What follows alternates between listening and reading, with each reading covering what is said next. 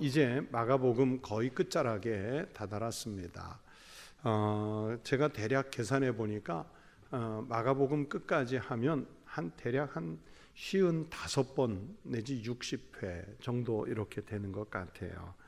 그러면서 이제 15장 중간 부분에 와 있는데 예수님께서 십자가에 달리시는 절정의 장면까지 오게 됐습니다. 그래서 오늘 16절부터 32절이 바로 그런 내용을 다루고 있는데 몇 개 이렇게 단락을 나누어서 말씀을 좀 연구해 보도록 하겠습니다. 첫 번째는 16절부터 20절까지 5절의 말씀입니다. 이제 예수님께서 지난 시간에 또 그 전에 계속 말씀드린 대로 붙잡히셔서 재판을 받는 과정인데 오늘은 이제 이 재판이 빌라도의 그 군영에 들어와서 재판을 받는 내용입니다. 그래서 16절에 보면 브라이토리온이라는 뜰안이라고 장소를 소개했는데요.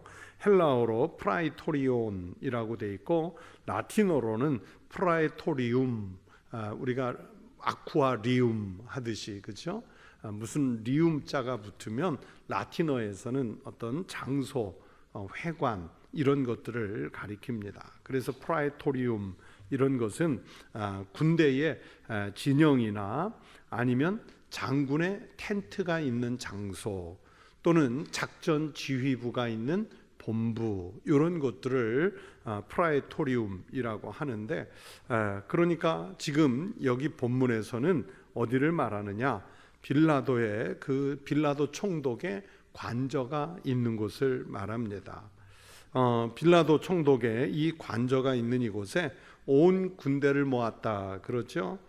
왜 군대를 다 모았을까? 예수 하나 잡는 게 뭐 그렇게 어려워서, 아마 상대 예수를 지지하는 사람들에 의해서 밀란이 일어날지 반란이 일어날지 모르기 때문에 경계도 해야 되겠고, 또 유대인들의 지도자격인 공의회 사람들이 한꺼번에 군중을 이끌고 몰려왔기 때문에 또 그에 대한 경비를 강화하기 위한 다양한 이유와 측면들을 가지고 아마 온 군대를 모았을 거예요. 그리고 예수를 십자가에 못 박기 위한 재반 업무들이 또 수행이 돼야 하거든요. 행정적으로 처리도 해야 되고, 또 예수를 때릴 또는 예수와 함께 있는 죄수들을 때릴 고문도 해야 되고, 그리고 군사들 입장에서는 예수를 희롱할 뿐만 아니라 죄수를 또 형장에까지 처형장으로 이송하는 그 역할들도 해야 됐기 때문에 군대를 많이 모은 것 같습니다. 여기 17절에 예수님께 이제 이들이 자색 옷을 입히고 가시관을 씌웠다 그랬죠.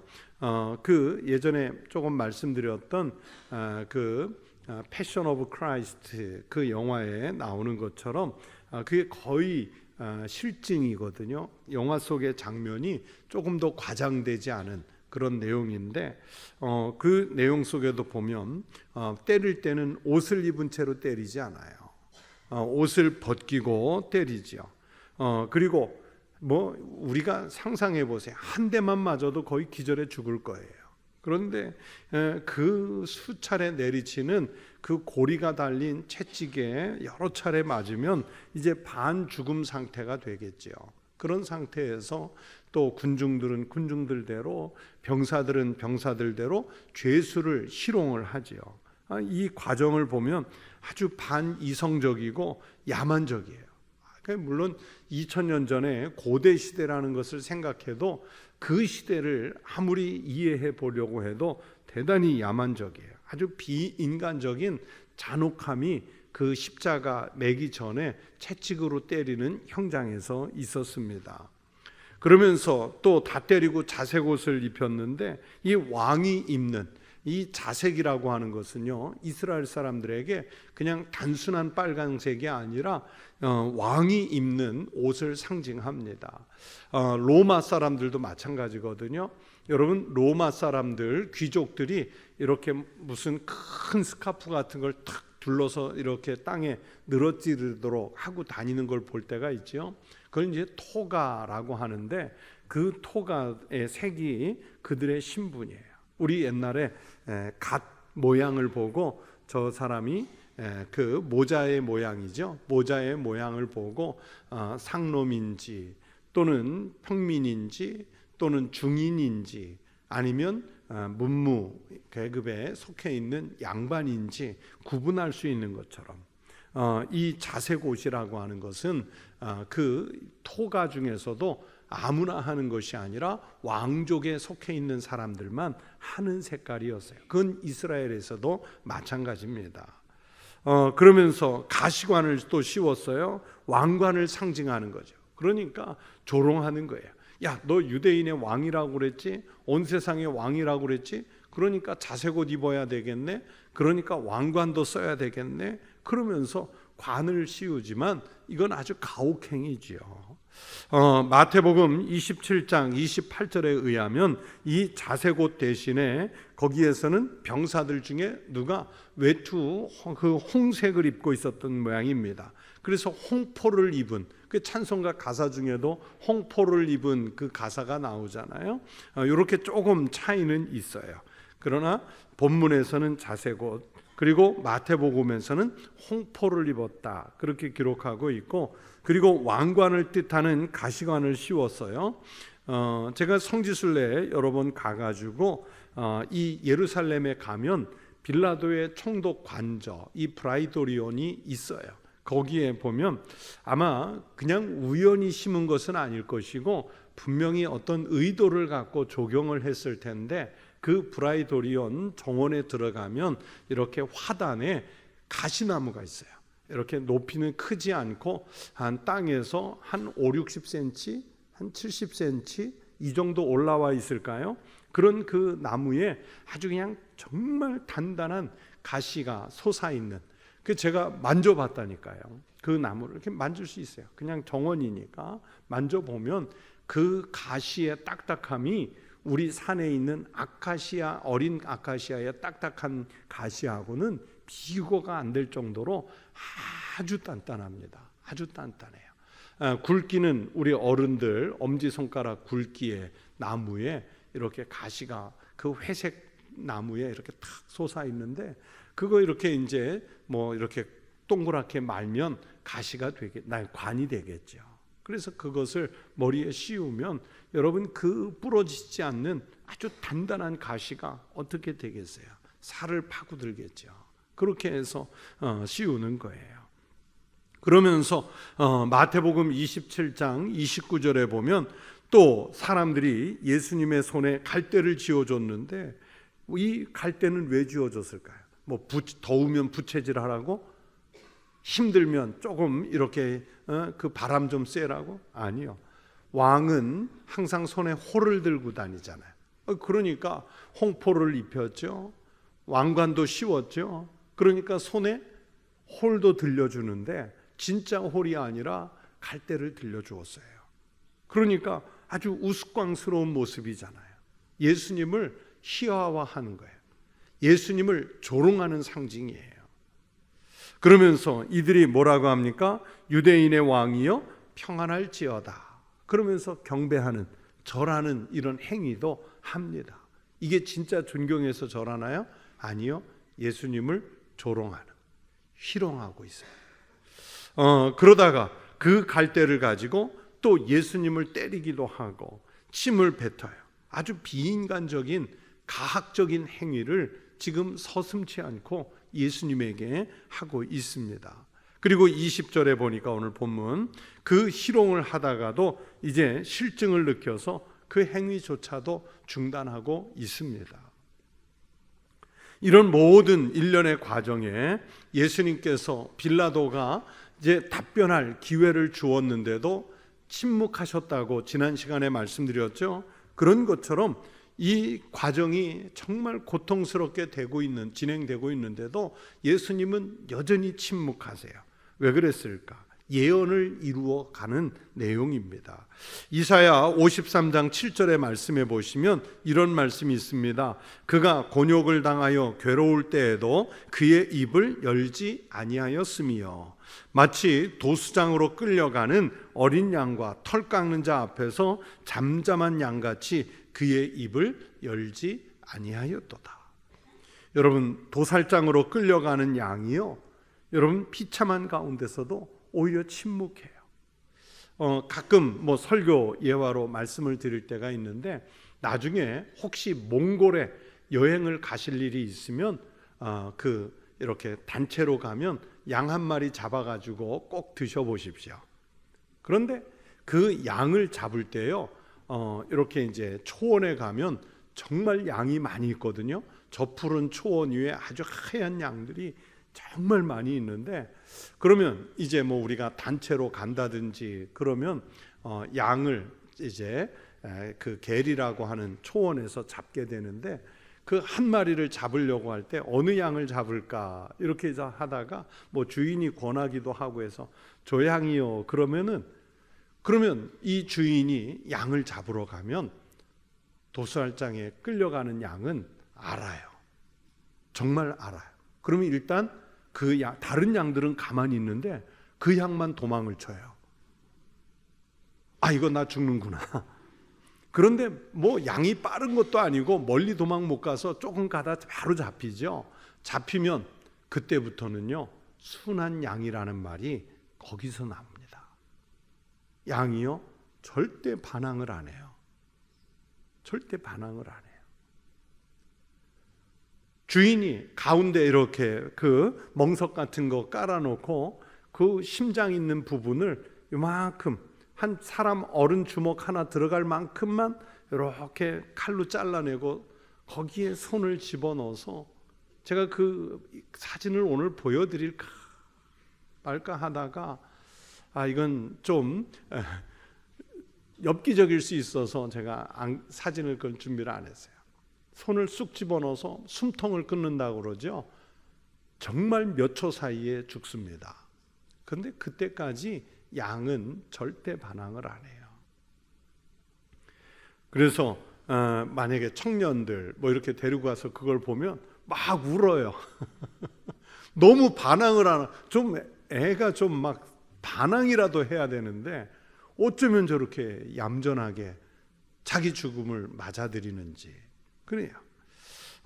그러면서 예수님이 바로 그가 곤욕을 당해 괴로울 때도 입을 열지 않으셨는데, 도수장으로 끌려가는 어린 양과 털 깎는 자 앞에서 잠잠한 양같이, 그러니까 몽골 양만 얌전한 게 아닌가 봐요. 이스라엘 양도 그랬던 모양입니다. 그랬어요. 빌라도의 재판 앞에서 침묵하셨던 예수님은 이렇게 부당한 재판, 비인격적인 대우를 받으시는 이 장면에서도 침묵하셨어요. 왜 그랬을까? 자기 십자가를 지고 주님을 따르라는 이 말씀은 이제 무슨 의미냐면, 예수님께서 어떤 모범을 보여주신 것이냐면, 여러분, 신앙생활하다가 우리가 희롱당할 수 있어요. 고난당할 수도 있습니다. 배신당할 수도 있어요. 그런데 예수님이 이 모든 것을 감내하시는 모범을 우리들에게 먼저 보이시기 위함입니다. 우리는요, 사실 작은 희롱이나 작은 손해도요 견디지 못해요. 속에서 막 열불이 솟아서 막 분노의 감정이 일어나서 우리는 어쩔 수 없는 그런 그 속물의 모습을 보이지요. 작은 수모 하나만 당해도, 또는 금전에 조금만 손실을 입어도 막 나쁜 감정이 확 일어나는 게 이게 우리들의 본성이지 않습니까? 다른 사람은 모르겠는데 내 수치, 내 희생, 내 손해는 절대로 볼 수 없다는 이 자기 방어, 자기 본성이 막 우리들 마음속에 가득 차 있지요. 예수님을 믿는다고 하면서도 믿기는 하지만 그것은 마음뿐이고요. 실제로는 우리 예수님의 이런 그 도수장으로 끌려가는 어린 양, 그런 침묵은 우리는 잘 해내지 못해요. 그런데 예수님이 우리 앞에서 이렇게 하는 것이라는 것을 앞서서 보여주셨습니다. 여러분, 예수 그리스도께서 이 비인격적인 최고의 수모 앞에서도 참아내신 것처럼 주님처럼 사시기를 바랍니다. 주님의 희생, 주님이 당한 조롱의 10분의 1, 100분의 1이라도 닮으려는 신앙 고백이 우리에게 있어야 할 줄로 믿습니다. 그러면서 예수님이 이제 21절, 22절 두 번째로 가면 예수님의 십자가와 얽힌 많은 사람들 중에 정말 본의 아니게, 아니 어떤 의미로는 억울한 게 아니라요, 정말 재수 없이 연루된 사람이 하나 등장하는데 그게 누구냐? 구레네라는 곳에서 올라온 시몬이라는 사람이에요. 구레네 시몬, 이렇게 우리가 보통 알고 있죠. 왜 이 시몬을 강제로 끌어들여서 십자가를 대신 지게 했느냐면, 여러분, 로마 제국 내에서 로마의 군율이 하나 있는데 이 군수품을 막 이동해 가다가 어느 도심지, 이런 시가지를 지날 때 사람들이 구경을 하면 이제 로마 군인들이 자기네가 지고 가는 그 군수품이 무거운 게 있으면 그 군중들 속에 일부를 끌어내서 짐을 대신 지게 했어요. 짐을 대신 지게 했는데 그것도 규정이 있어요. 많이 갈 수가 없어요. 최고 몇 킬로까지 갈 수 있냐면 대략 그 2킬로. 그래서 예수님도 말씀하셨잖아요. 오리를 가게 하거든 몇 리를 동행하라고. 로마 병사가 강제로 끌어내서 이 짐 지고 가, 그렇게 명령하면 그냥 어쩔 수 없이 지고 가야 돼요. 누구나도. 그래서 지고 가는데 2km 가면 바뀌는데, 그런데 예수님은 뭐라고 그러세요? 오리 2km 가자고 해도 내가 기왕 맡은 거 심리 가주겠습니다. 그렇게 하라는 거예요. 그렇게 하라는 거예요. 그냥 어느 날 갑자기 나온 얘기가 아니고 다 그런 배경이 있습니다. 그런데 이 다른 군수품을 지고 가는 게 아니라 지금 구레네 사람 시몬은 끌려 나와서 뭘 지는 거예요? 십자가.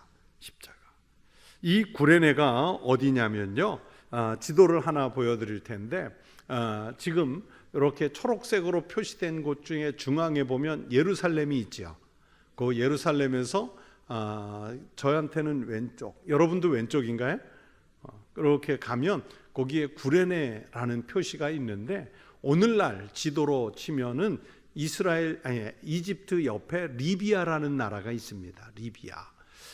그 애굽과 저 리비아 사이에 또 알렉산드리아가 있고요. 여러분, 저 지역이 고대 시대 때는 최고로 문명이 발달한 지역이에요. 그래서 우리가 잘 아는 그 성 어거스틴도 저쪽 북아프리카 쪽으로 유학을 갔고요. 그리고 또 카르타고라고 하는 우리가 역사책에서 많이 배우는 그 나라들도 다 저쪽 북아프리카에 있어요. 지금도 리비아 이런 데는 가기가 어려운 나라니까, 그리고 예전에 카다피가 통치하고 그러면서 우리가 입국하기가 어려운 나라였기 때문에 저도 가보지는 못했는데, 지금도 이렇게 자료들을 보면 그래서 로마 제국의 아주 찬란한 문명이 저 북아프리카에 얼마나 많은지 몰라요. 그 흔적이 지금도 많이 남아 있어요. 터키에 남아 있는 것 이상으로 그렇게 남아 있어요. 이 구레네가 바로 북아프리카의, 오늘 성경에서는 시골이라고 했지만 로마의 기준에서 볼 때 시골이지 시골이 아니에요. 북아프리카의 아주 중요한 도시 가운데 하나인데, 리비아 수도 트리폴리라는 도시에서도 한 15km 정도 떨어져 있는 고원지대에 있다고 그래요. 그런데 여기에 이 구레네에 디아스포라, 이제 흩어진 유대인들을 디아스포라라고 하지 않습니까? 이 디아스포라 유대인들이 많이 살았고요. 그러면서 저 구레네에는 기록에 의하면 아주 상당한 경제력, 그리고 이 구레네를 이끌어가는 명망 있는 사람들이 이 구레네에 많이 있었어요. 그리고 그 구레네 사람들이 자기네가 이런 절기를 맞아서 예루살렘에 찾아오면, 순례를 오면 구레네 사람들만 따로 갈 수 있는 그 회당을 가지고 있을 정도였어요. 그러니까 이 구레네가 유대인들 사회에서 얼마나 큰 비중을 차지하는지 알 수 있겠죠. 그러면 이 시몬은 어떤 사람이냐? 디아스포라 가운데 한 사람이었을 것이라고 추정이 되고, 아마 6월절이 왔잖아요. 그러니까 6월절을 맞아서 예루살렘에 순례를 왔거나, 아니면 이미 나이가 늙어서 이제 나는 죽어도 고국 땅에 가서 죽어야겠다 해가지고 예루살렘으로 돌아온 이주에 온 그런 사람일지 몰라요. 요즘에 미국이나 여러 나라로 옛날에 30-40년 전에 이민 갔던 사람들이 다시 한국에서 살고 싶다고 돌아오는 역이민이라고 그러죠. 그 역이민 숫자가 지금 급증하고 있다는 기사를 제가 한 몇 주 전에 봤어요. 그만큼 그 유대인들도 마지막에 그 성산이 있는 곳으로 돌아오는 사람들이 많았는데, 아마 시몬이 그 중에 한 사람이었지 않았을까. 그러나 외국에 오래 살았기 때문에 아무튼 상당히 개방적인 사람이 됐어요. 그런데 오늘 말씀 또는 공관복음서의 내용들에도 보면 이 시몬에게는 구레네 사람이라는 뜻 외에도 또 뭐가 있냐면, 누구의 아버지라고 돼 있어요? 알렉산더와 루포. 이 알렉산더라는 이름, 루포라는 이름은 유대식 이름이 아니에요. 이방인 이름이에요. 우리도 이민 가거나 그러면 외국에 살면 자녀들한테 외국 이름을 지어주거든요. 왜냐하면 우리 발음이 어려워서 그래요. 저도 우리 아들한테 이름이, 외국 학교 다닐 때는 이름이 또 있었어요. 외국 이름이. 왜냐하면 이 발음이 외국 사람들은 잘 안 돼요. 그러니까 이제 선생님 다 외국 선생님이고, 그러니까 편하게 외국식으로 부를 수 있는 이름들이 있어요. 아마 이 시몬도 자기 아들들한테 외국에 오래 그 구레네에 살면서 알렉산더, 루포라는 이름을 붙여줬는데, 이 이름이 왜 소개됐을까요? 그냥 구레네 사람 시몬 그러면 되지. 그런데 예수님의 십자가를 대신 진 시몬이라는 이름도 안 알려줘도 되거든요. 그런데 이름도 알려줬단 말이에요. 그런데 이 사람의 아들들 이름까지 성경에 굳이 기록한 이유가 뭘까요? 네? 십자가 잠깐 지느라고 고생했으니까 이름이라도 남겨주자? 아니에요. 그만큼 누구 아버지 그러면 알려져 있을 만큼 유명인이 됐다는 얘기예요. 어떤 면에서 초대교회 사람들이 다 아는 이름이 됐다는 얘기예요. 나중에 성경을 기록할 때 알렉산더, 루포, 시몬 그러면 우리 교회가 얼굴은 못 뵀을지언정 모든 로마 제국 내 그리스도인들에게는 이미 그분의 이름이 존경받는 이름으로 알려진 이름이었어요.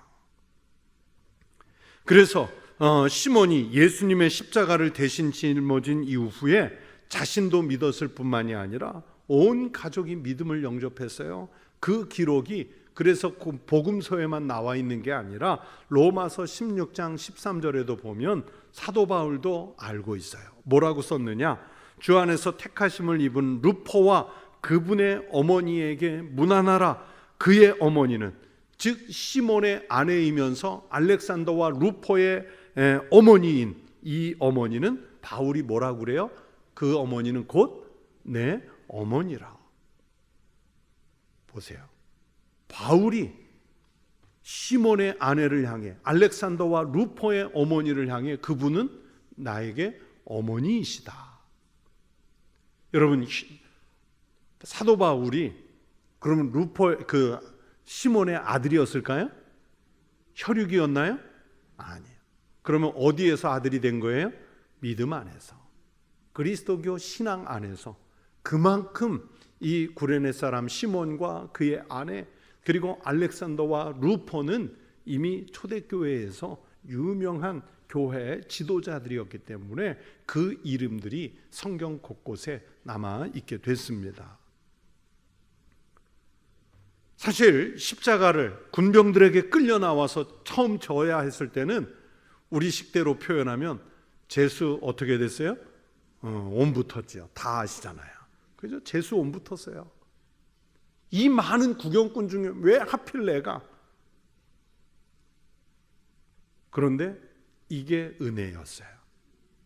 예수님이 지신 십자가는요, 여러분, 십자가를 우리가 뭐 영화 속 이런 데서는 십자가를 지는 것 같지만 그러나 실제로 십자가를 지는 것은 아닙니다. 어떤 것을 지냐면 이미 이렇게 세로로 세워지는 나무 있잖아요. 그거는 형장에 가 있어요. 그러면 죄수들은 횡목이라고 그래서 이렇게 팔이 매달리는 그 횡목을 이제 메고 가야 되는데, 좀 그게 짧은 것은 한 몇십 센치, 한 1.5m 뭐 이렇게 되면서 대략 한 20kg 정도 무게고요. 조금 나무 무게가 나가서 큰 거는 약 30에서 40kg 정도 되는 무게예요. 제가 설교를 준비하려고 조사해 보니까 우리 기찻길 밑에 깔리는 횡목, 그 횡목이 있잖아요. 침목. 그 침목이 대략 70에서 80kg이더라고요. 그래야 기차의 그 진동을 받아내니까. 그런데 예수님이 지신 이 십자가는 최소 20kg에서 40kg. 그러니까 크기에 따라 좀 다른데, 제가 대학생 때 건축 현장에서 아르바이트를 많이 했거든요. 그 아르바이트라는 게 뭐 짐꾼이죠. 짐꾼, 벽돌 날라주고 시멘트 2, 3층 올려주는데, 제일 싫은 그 지구 가는 게 뭔지 아세요? 시멘트예요. 시멘트가 몇 킬로그램인 줄 아세요? 아주 눈에 띄기도 싫은 숫자 40kg. 그건 장정이 아니니까 지는 거지 정말 지기 쉽지 않아요. 더군다나 같은 40kg라고 그래도요, 이 시멘트는요 밀도가 높잖아요. 그냥 그 고운 가루가 꽉 차 있으니까 그 중압감은요 정말 대단해요. 안 줘본 사람은 몰라요. 그런데 여러분, 지금 예수님은 어떤 상태입니까? 매 맞았죠. 기진맥진하죠. 지금 피 흘리고 있죠. 정신이 혼미해요. 그 장정이 질만한 무게이기는 한데, 그런데 예수님은 그런 탈진한 상태예요. 전날부터 철야로 신문을 당했어요. 가혹한 매질을 당했어요. 그래서 십자가를 지고 가다 자주 넘어져요. 지금도 예루살렘 브라이도리온부터 시작해서 골고다까지 올라가는 길을 비아 돌로로사라고 하는데, 십자가의 길이라는 뜻이에요. 그래서 예루살렘에 가면 그 언덕배기를 쭉 계속 올라가다 보면 예수님께서 첫 번째 넘어지신 것, 예수님께서 두 번째 넘어지신 것, 예수님이 그 어머니를 만나신 것, 구레네 사람 시몬이 예수님의 십자가를 대신 지신 곳, 이런 그 표시들이 있거든요. 거기를 이렇게 올라가 볼 필요가 있어요. 그래서 자주 넘어지니까 이제 누군가에게 대신 지도록 해야 됐는데, 시몬이 그 대상이 됐어요. 그 시몬은 억지로 십자가를 져야 됐지만 결과가 어떻게 됩니까? 이게 축복의 통로가 됐고 이게 생명의 통로가 됐어요. 자신이 신앙을 갖게 된 결정적 사건이었죠. 이런 것을 뭐라고 표현하냐면, 우리 신학에서는 준비가 안 된 사람에게 지금 불가항력적인 은혜가 왔어요. 여러분, 시몬이 그전부터 예수를 믿다가 십자가를 졌습니까? 아니에요. 전혀 예상치 못했던, 그러나 하나님이 불가항력적으로 그냥 쏟아서 강제로 주신 은혜를 받았어요. 아마 시몬이 마음속으로 그러지 않았을까요? 내가 재수 없이 십자가는 지게 됐지만 이분이 왜 십자가를 져야 하지? 이 십자가가 진짜 내가 져야 할 십자가 아닌가? 그러면 내가 마땅히 지고 가야겠다. 내가 예수님의 십자가에 조금이라도 보탬이 됐으면 좋겠다. 그런 마음이 들지 않았을까? 그러면서 구레네 사람 시몬은 우리 모든 그리스도인들에게 자신의 십자가를 지고 따라가는 모델이 됐어요. 자기가 의도하지 않았는데 그렇게 됐어요. 예수님이 지고 가셔야 할 그 고난이 있는데, 예수님이 아직 더 가야 할 십자가 길이 있는데, 그 고난을 채워가는 삶의 상징성을 이 구레네 사람 시몬이 보여줬어요. 여러분, 시몬의 경우에서 보듯이 십자가라는 것이 유대인들에게는 저주고 불행이지요. 그러나 우리에게는 생명의 근원, 복의 근원이 된다는 것을 사도 바울께서 말씀하시잖아요. 고린도전서 1장 18절에서 십자가의 도가 멸망하는 자들에게는 뭐예요? 미련한. 그러나 구원을 받는 우리에게는 뭐가 됩니까? 하나님의 능력이라. 그렇게 말씀하셨어요. 그러므로 우리가 신앙을 갖는다는 것은 십자가를 질 각오를 해야 하는 일입니다. 여러분, 십자가가 없는 구원, 십자가 없이 받는 은혜, 이것을 디트리 보네퍼 목사님 뭐라고 말씀하셨냐면 값싼 은혜, 값싼 구원이라고 그랬어요. 여러분, 내 거 내놓지 않고 희생하지 않고 은혜만 받겠다, 구원만 받겠다, 아주 가치 없는 값싼 은혜예요. 진짜 비싼 은혜는 십자가를 지는 마음으로 내 것을 내려놓고 희생하고 투자하고 버리고 할 때 거기에 은혜가 있어요. 그래서 서양 사람들이 하는 격언 중에 No cross, no crown 이라는 말이 있어요. 십자가 없이는 영광도 없다. 우리가 구레네 사람 시몬에게 배워서 우리가 질 십자가를 지고 가는 믿음의 성도들 되시기를 바랍니다. 그러면서 23절 27절에 세 번째 단락에 가면 이제 그들을 십자가에 못 박고 이 몰약을 탄 포도주를 주지요. 여러분, 이 몰약이 뭐냐면 일종의 마취제입니다. 복숭아과에 속하는 나무 껍질에서 추출한 액체 이렇게 되어 있는데 기독교 우리 전승에 의하면 아주 경건한 부녀자들이 예수님 뒤를 따라갔잖아요. 그래서 예수님께서 십자가에 달려 그 고통을 겪고 있으니까 그 십자가 고통을 덜어주시기 위해서 사형수에게 마취제가 섞인 음료를 제공하는 그런 전례에 따라서 예수님에게 이것을 좀 드시라고 권하지 않았을까. 그러나 또 신학자 미카엘 엘리스라는 분은 예수가 거의 기진해 있었기 때문에 사형을 집행하는 로마 군병들이 자기네들이 마시던 그 포도주에 몰약을 넣어주지 않았을까, 이렇게도 봐요. 그러나 어떤 행위가 됐든 예수님의 고통을 줄이기 위한 조치들이었는데 예수님은 거절하시죠. 예수께서 받지 아니하시니라. 왜 거절하셨을까? 예수님은요, 지금 마취제에 의한 고통의 감소를 거부하고 온전한 정신을 가지고 이 마지막 최후를 감내하시려는 의도입니다.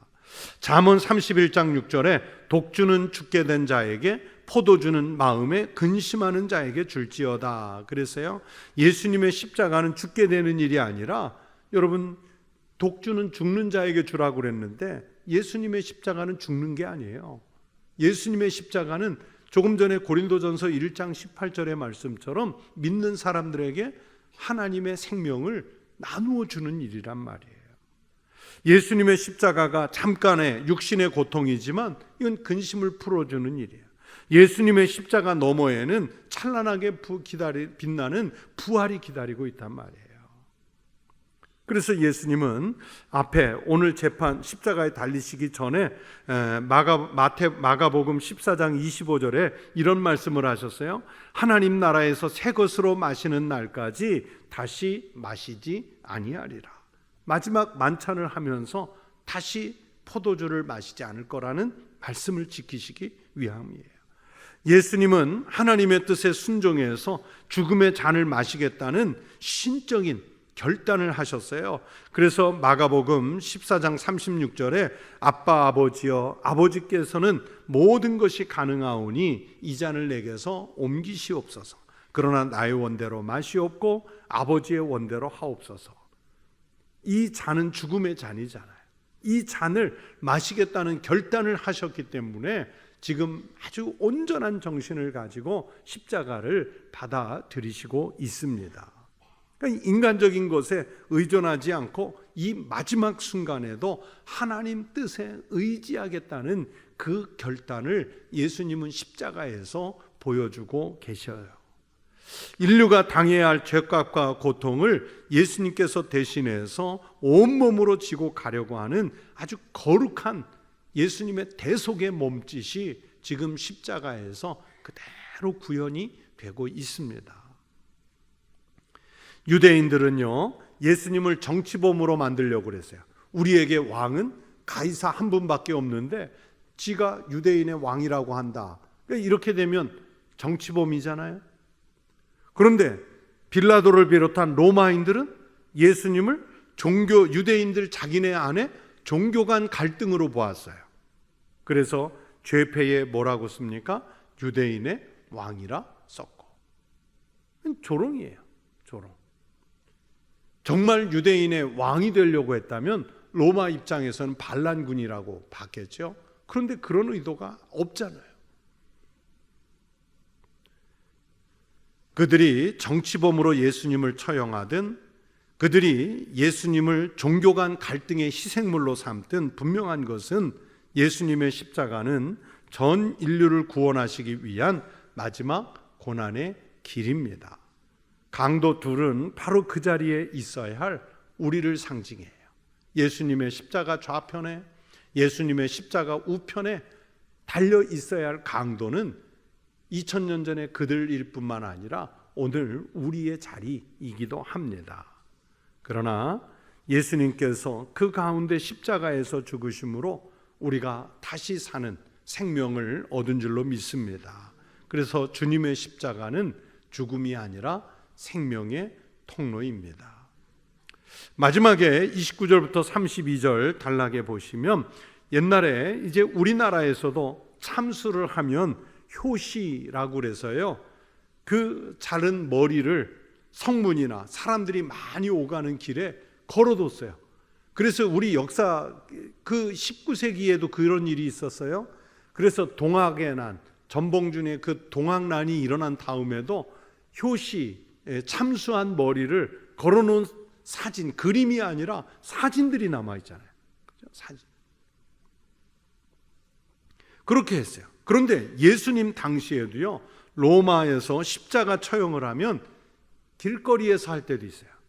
그 로마 가도, 아피아 가도에도 십자가를 쭉 세워가지고 그 반란을 일으켰던 사람들을 십자가에 달아서 사람들이 오고 가는 제일, 우리로 말하면 제1의 관문에다가 그 십자가에 달린 걸 놔두는 거예요. 반란을 꾀했다가는 당신들도 이렇게 될 수 있다는 일종의 전시 효과를 노리는 거예요. 사람들에게 경각심을 주기 위해서 그렇게 처형을 해요. 그런데 사람들이 이제 그 골고다 쪽을 오고 가다가 예수님의 십자가를 보면서 뭐라고 그랬냐면 머리를 흔들며 예수를 모욕하였다 그랬어요. 머리를 흔드는 것은 그 헬라어로 우아라고 그래서 뭐 그렇다 깜짝 놀라서 우아하는 게 아니고요, 헬라어 단어에 우아라는데 어떤 사람을 모독할 때, 조롱할 때 쓰는 감탄사인데 이것을 머리를 흔들면서 깜짝 놀라는, 그리고 경멸하는 행동이에요. 결국 머리를 흔들며 예수를 모욕했다, 예수님을 같이 조롱한다, 예수님을 같이 멸시했다는 뜻이에요. 그들은 예수님의 참뜻을 이해할 수 없었습니다. 그래서 남을 구원하고 자기는 십자가에 달리는 이 역설의 섭리를 믿음이 없는 사람들은요, 도무지 이해 못해요. 죽었다 깨나도 이해 못해요. 시편 22편 7절 8절에 성경이 말씀했습니다. 나를 보는 자는 다 나를 비웃으며 입술을 비죽거리고 머리를 흔들며 말하되 그가 여호와께 의탁하니 구원하실 걸, 그를 기뻐하시니 건지실 걸 하나이다. 그러니까 예수님은 지금 십자가에 달려 있는데 그 길가를 지나가는 사람들이 예수님을 보면서 시편 22편 7절 8절의 말씀을 자기들이 이루고 있어요. 자기들이 그 하나님의 말씀을, 예언을 성취하고 있다는 것을 모르면서 조롱하고 있어요. 예수님은 광야에서 시험 받으실 때도 자기를 위해서 돌을 명해서 떡이 되게 해라, 성전 꼭대기에서 뛰어내리면 천사가 받아줄 거다, 나에게 경배하면 천하 만국을 너에게 주겠다. 그 다 뭐예요? 예수 너를 위해서 하라는 거야. 예수 너를 위해서 한번 만들어 먹어봐, 뛰어내려봐. 그런 유혹을 사탄이 끊임없이 하죠. 그러나 예수님은 자신을 위해서는 하지 않으십니다. 십자가가 그런 거예요. 십자가에서도 자기를 구원해 보라고, 내려와 보라고 지나가는 사람들이 유혹해요. 스스로의 능력으로 십자가에서 내려오라고 조롱해요. 여러분, 사람들은요, 신비한 능력으로 세상을 깜짝 놀라게 할 메시아를 기다리고 있다는 반증입니다. 자, 이날 이 본문 속에서 예수님이 십자가에서 내려왔으면 어떻게 됐을까요? 사람들이 더 많이 믿었을까요? 사람들이 존경을 했을까요? 사람들이 자기 가족들을 다 데리고 나왔을까요? 그런다고 완악한 사람들의 마음은 변하지 않습니다. 하나님은요, 우리 인간의 몸을 입고 인간의 죄를 구원하시는 주님을 우리에게 보내신 것이지 무슨 초능력자를, 무슨 슈퍼맨을 보내시려고 보내신 것이 아닙니다. 그리고 십자가는 바로 예수께서 죄인들, 인류를 구원하시는 완성의 상징으로, 하나님의 상징으로서 우리에게 주셨어요. 그래서 주님의 구원은 여러분 철저하게 자신을 죽여서 세상을 살리는 이 역설적인 방식으로 세상에 생명을 가져오신 통로가 됐습니다. 그래서 이것을 우리 신학에서는 패러독스, 역설이라고 그래요. 죽어야 사는, 내려가야 높아지는, 버려야 획득하는 하나님의 역설입니다. 그 역설의 가장 대표적인 것이 십자가예요. 예수님은 당연히 십자가에서 내려오실 수 있었어요. 그러나 생명을 위해서 내려오지 않았습니다. 내려오지 않으셔야, 예수님께서 내려오지 않으셔야 우리가 십자가를 면하고 살 수 있는 길이 열리게 되어 있습니다. 그것처럼 우리도 내 것을 다 지켜서는 생명 얻지 못합니다. 버려야 살 줄로 믿습니다. 그리고 버려야 얻을 줄로 믿습니다.